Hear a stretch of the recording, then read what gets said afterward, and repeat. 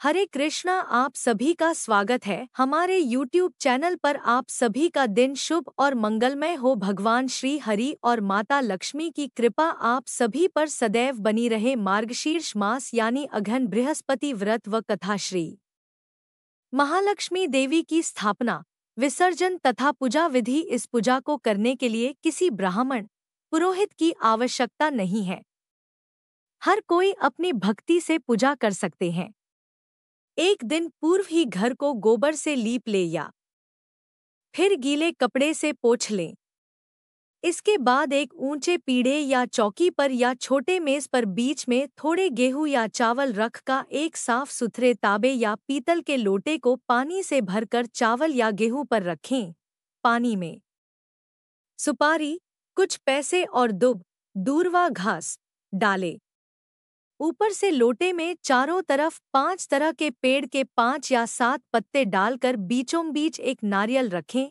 उस नारियल पर देवी का फोटो बांध या चिपका या रख दें और लोटे पर हल्दी कुमकुम लगाएं और साथ ही उस लोटे के गले में लोटे के हिसाब से लहंगा बांध दे और नारियल के ऊपर एक छोटी चुनरी भी चढ़ा देवे। साथ ही देवी की प्रतिमा या फोटो को पूर्व दिशा में मुंह करके या उत्तर दिशा में मुंह करके स्थापना करनी चाहिए।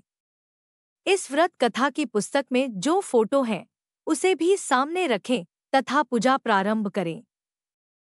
इसके बाद आचमन, केशवाय नमः, नारायणाय नमः, माधवाय नमः इन तीनों मंत्रों को डोट पढ़कर प्रत्येक मंत्र से एक एक आचमन करें।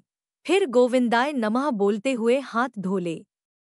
फिर देवी को फूलों से जल का छींटा देते हुए स्नान करवाएं और हल्दी कुमकुम लगाएं, पुष्पहार अर्पित करें, धूप दीप जलाएं। फिर इसके बाद भोग लगाकर महालक्ष्मी व्रत के महात्म्य का पाठ करें। शुरू में महालक्ष्मी नमन अष्टक का पाठ करें, फिर देवी को प्रणाम कर कथा का पाठ शुरू करें।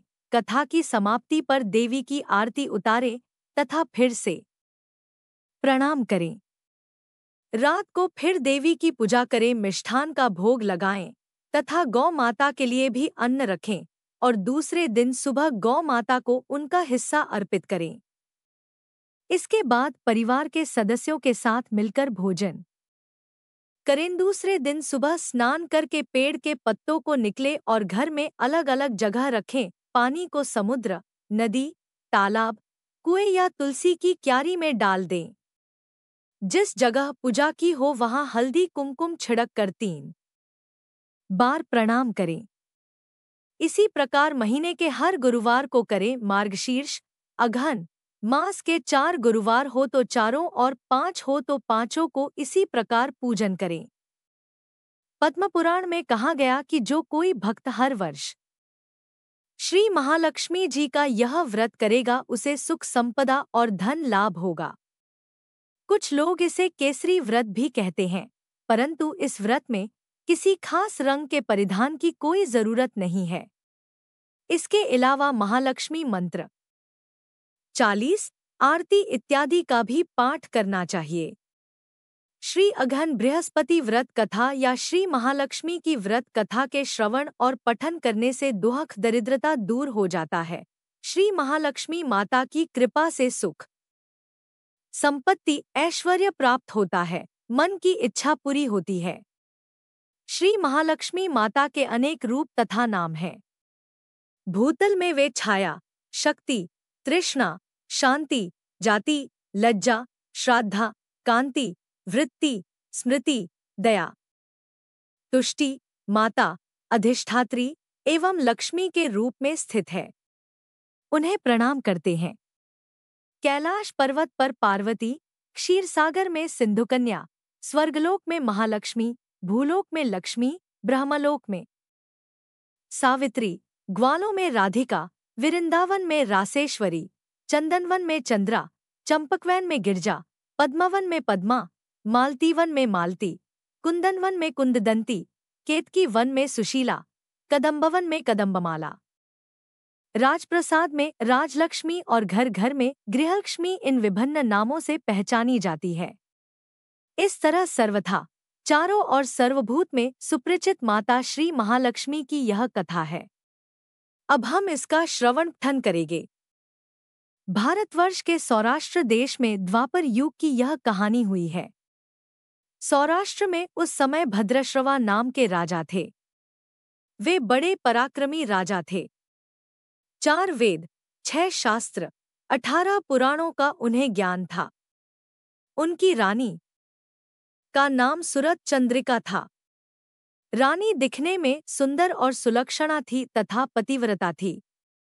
उन दोनों को 7 पुत्र तथा उसके बाद एक कन्या का वरदान मिला था। कन्या का नाम शांबाला था। एक बार महालक्ष्मी जी के मन में आया कि जाकर उस राजा के राजप्रसाद में रहे। इससे राजा को दुगनी धन दौलत की प्राप्ति होगी और वह इस धन दौलत से अपनी प्रजा को और सुख दे पाएगा। गरीब के घर अगर रहे और उसे धन दौलत प्राप्त हो तो वह स्वार्थी की तरह केवल अपने ऊपर ही खर्च करेगा। यह सोचकर श्री महालक्ष्मी जी ने बुरी ब्राह्मण स्त्री का रूप धारण किया। हाथ में लाठी लिए लाठी के सहारे रानी के द्वार तक पहुंची। यद्यपि उन्होंने बूढ़ी औरत का रूप धारण किया था पर उनके चेहरे पर देवी का तेज था। उन्हें देखते ही एक दासी सामने आई। उसने इनका नाम, धाम, काम, धर्म पूछ डाला। वृद्ध ब्राह्मणी का रूप धारित माता लक्ष्मी ने कहा, बालिके मेरा नाम कमला है, मेरे पति का नाम भुवनेश है। हम द्वारिका में रहते हैं। तुम्हारी रानी पिछले जन्म में एक वैश्य की पत्नी थी। वह वैश्य गरीब था। दरिद्रता के कारण हर रोज घर में झगड़े होते थे तथा उसका पति रोज उसे मारता था। इन बातों से तंग आकर वह घर छोड़कर चली गई तथा जंगल में खाली पेट भटकने लगी। उसकी इस दुर्दशा पर मुझे दया आई। तब मैंने उसे सुख संपत्ति देने वाली श्री महालक्ष्मी की कथा सुनाई। मेरे कहने पर उसने श्री महालक्ष्मी का व्रत किया। श्री महालक्ष्मी प्रसन्न हुई, उसकी गरीबी दूर हुई। उसका घर संसार, दौलत, संतति, संपत्ति से भर गया। बाद में पति पत्नी दोनों परलोक सिधारे। लक्ष्मी व्रत करने के कारण वे लक्ष्मी लोक में रहे। उन्होंने जितने साल महालक्ष्मी का व्रत किया उतने हजारों साल उन्हें सुखभोग मिला। इस जन्म में उसका जन्म राजघराने में हुआ है, परंतु वह श्री महालक्ष्मी का व्रत करना भूल गई है। उसे यह याद दिलाने मैं यहाँ आई हूँ। बुढ़िया की बातें सुनकर दासी ने उन्हें प्रणाम किया तथा श्री महालक्ष्मी का व्रत किस तरह किया जाए इस बारे में पूछा। बुढ़िया रूप धारण किए हुए श्री महालक्ष्मी माता ने दासी को पूजा की, विधि तथा महिमा बताई। इसके बाद वह दासी माता को प्रणाम कर रानी को बताने अंदर चली गई। राजवैभव में रहते हुए रानी को अपने ऐश्वर्य का बहुत घमंड हुआ था। संपत्ति तथा अधिकार की वजह से वह उन्मत्त हो गई थी।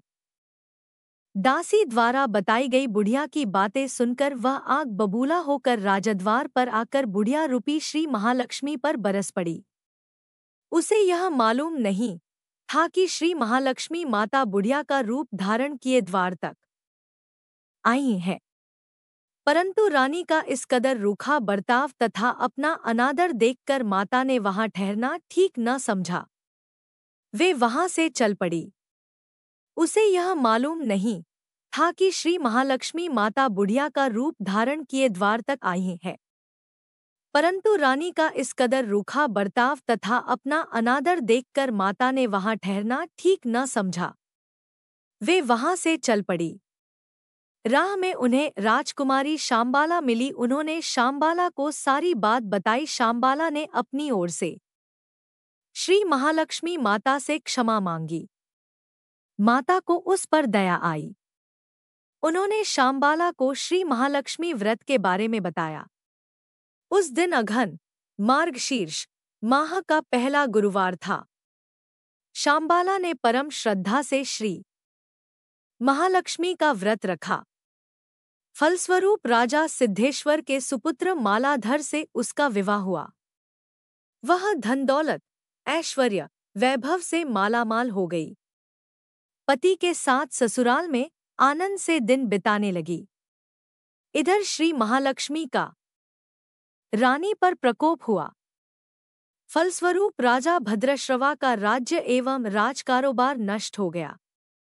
यहाँ तक कि खाने के लाले पड़ गए। ऐसी हालात में एक दिन रानी ने राजा से निवेदन किया, हमारा दामाद इतना बड़ा राजा है, धनवान है, ऐश्वर्यशाली है, क्यों न उसके पास जाए, अपना हाल उसे बताए, वह जरूर हमारी मदद करेगा। इस बात पर राजा भद्रश्रवा दामाद के पास रवाना हुए। राज्य में पहुंचकर एक तालाब के किनारे थोड़ी देर विश्राम लेने के लिए ठहरे। तालाब से पानी लेने आते जाते दसियों ने उन्हें देखा। उन्होंने विनम्रता से उनकी पूछताछ की। जब उन्हें यह मालूम हुआ कि वे रानी शांबाला के पिता हैं, तो दौड़ते हुए जाकर उन्होंने रानी को डोट सारी बात बताई। रानी ने दासी के हाथ राजपरिधान भेजकर बड़े ठाट से उनका स्वागत तथा आदर सत्कार किया, खानपान करवाया। जब वे लौटने लगे तो सोने की मोहरों से भरा घड़ा दिया। राजा भद्रश्रवा जब वापस लौटे तो उन्हें देखकर रानी सूरत चंद्रिका खुश हुई। उन्होंने सोने की मोहरों से भरे घड़े का मुंह खोल दिया, पर हाय भगवान, घड़े में धन के बदले कोयले मिले। यह सब श्री महालक्ष्मी के प्रकोप से हुआ। इस प्रकार दुर्दशा में और कई दिन बीत गए। इस बार रानी स्वयं अपनी कन्या के पास गई। वह दिन अघन माह का अंतिम गुरुवार था।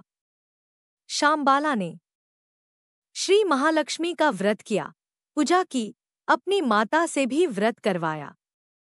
इसके बाद रानी अपने घर आई। श्री महालक्ष्मी का व्रत रखने पर उसे फिर से अपना राजपाट, धन दौलत, ऐश्वर्य प्राप्त हुआ। वह फिर से सुख, शांति, आनंदमय जीवन बिताने लगी। कुछ दिनों बाद राजकन्या शांबाला अपने पिता के घर आई। उसे अपने घर देखकर सूरत चंद्रिका को पुरानी बातें याद आई। यह कि शांबाला ने अपने पिता को घड़ा भर कोयला दिया था और उसे तो कुछ भी नहीं दिया था।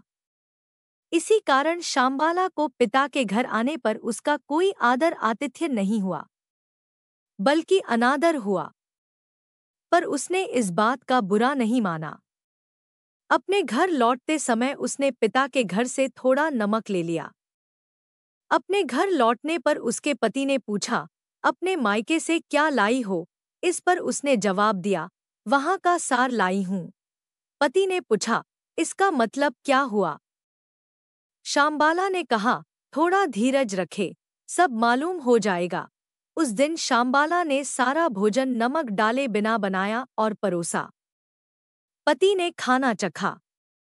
सारा खाना नमक बिना था, इसलिए स्वाद न आया।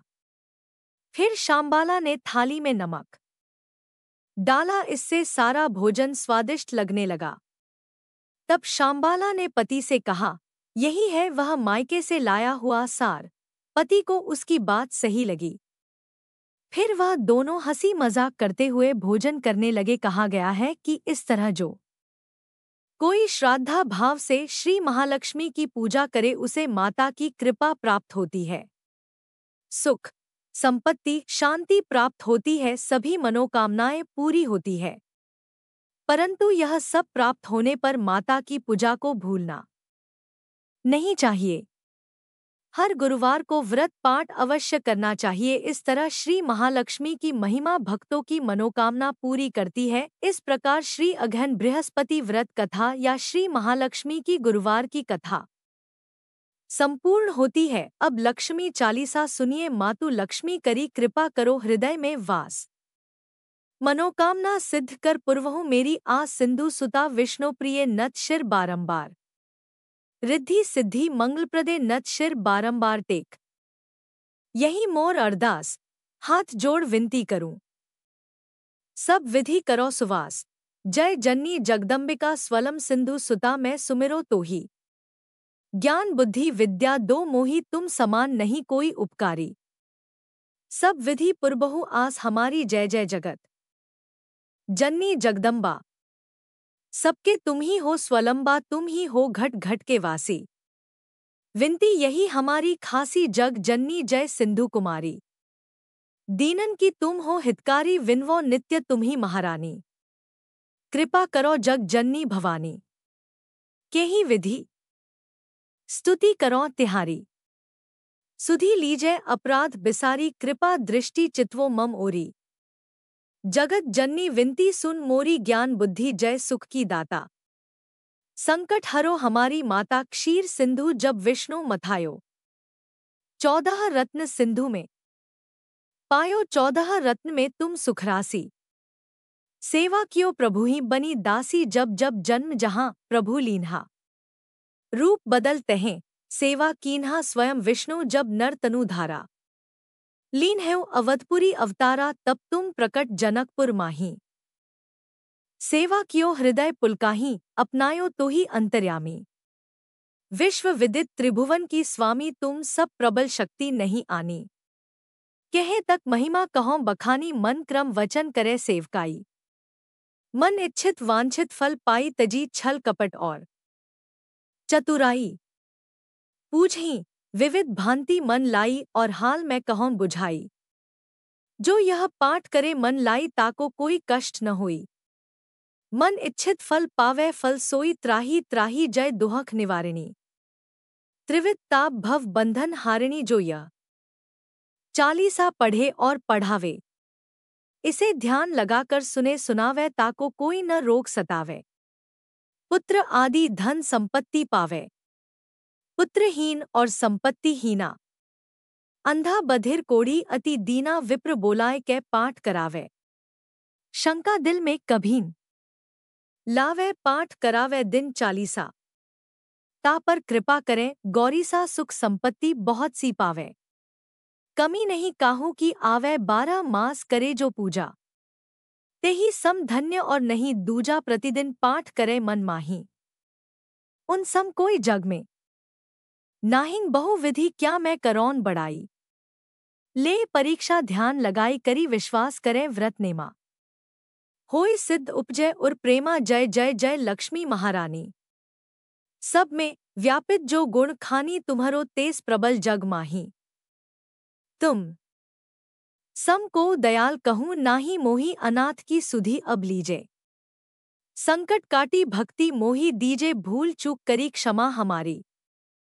दर्शन दीजे दशा निहारी बिन दर्शन व्याकुल अधिकारी। तुम्ही अक्षत दुख सहते भारी नहीं मोहिं ज्ञान। बुद्धि है तन में सब जानत हो अपने मन में रूप चतुर्भुज करके धारण। कष्ट मोर अब करहु निवारण कही प्रकार मैं करौन बढ़ाई। ज्ञान बुद्धि मोहिंग नहीं अधिकाई रामदास अब कहाई पुकारी। करो दूर तुम विपत्ति हमारी। त्राही त्राही दुहक हारिणी हरो बेगी सब त्रास। जयती जयती जय लक्ष्मी करो शत्रुन का नाश रामदास धरी ध्यान नित विनय करत कर जोर। मातु लक्ष्मी दास पर करहु दया की कोर अब लक्ष्मी 40। जय ओम जय लक्ष्मी माता मैया जय लक्ष्मी माता तुम्हें को निस दिन सेवते मैया जी को निस दिन सेवते हरि विष्णु धाता। जय लक्ष्मी माता उमा रमा ब्राह्मणी तुम हे जग माता मैया तुम हे जग माता। सूर्य चंद्रमा ध्यावते सूर्य चंद्रमा ध्यावते नारद ऋषि गाता। ओम जय लक्ष्मी माता दुर्गा रूप निरंजन सुख संपत्ति दाता मैया सुख संपत्ति दाता। जो कोई तुमको ध्यावते जो कोई तुमको ध्यावते रिद्धि सिद्धि धन पाता। ओम जय लक्ष्मी माता तुम पाताल निवासिनी तुम ही शुभदाता मैया तुम ही शुभदाता। कर्म प्रभाव प्रकाशिनी कर्म प्रभाव प्रकाशिनी भवनिधि की त्राता। ओम जय लक्ष्मी माता। जिस घर तुम रहती तहाँ सब सद्गुण आता। मैया सब सद्गुण आता। सभी संभव हो जाता, मन नहीं घबराता। जय लक्ष्मी माता। तुम बिन यज्ञ न होते, वस्त्र न कोई पाता। मैया वस्त्र न कोई पाता। खान पान का वैभव, खान पान का वैभव सब तुमसे आता। ओम जय लक्ष्मी माता। शुभ गुण मंदिर सुंदर शिरोदधि जाता। मैया शिरोदधि जाता। रत्न चतुर्दश तुम बिन, रत्न चतुर्दश तुम बिन कोई नहीं पाता। ओम जय लक्ष्मी माता। महालक्ष्मी जी की आरती जो कोई नर गाता। मैया जो कोई नर गाता, पूरे आनंद समाता, पूरे आनंद समाता। पाप उतर जाता। ओम जय लक्ष्मी माता। ओम जय लक्ष्मी माता। मैया जय लक्ष्मी माता। तुम्हें को निस दिन सेवत, मैया जी को निस दिन सेवत। हरि विष्णु विधाता। ओम जय लक्ष्मी माता। ओम जय लक्ष्मी माता।